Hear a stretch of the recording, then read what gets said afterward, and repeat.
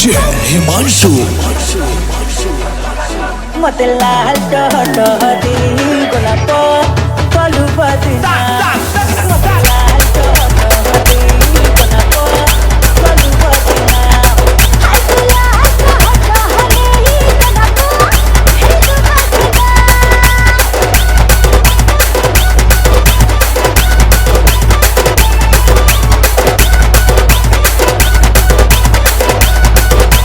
DJ the best.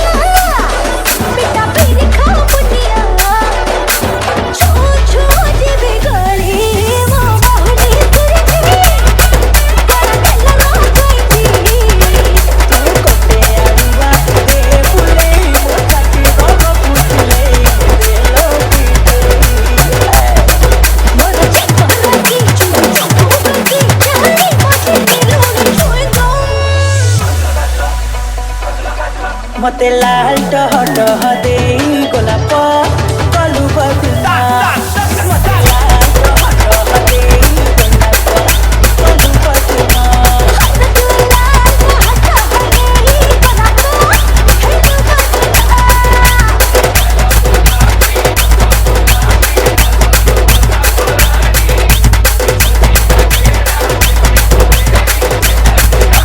DJ Himanshu.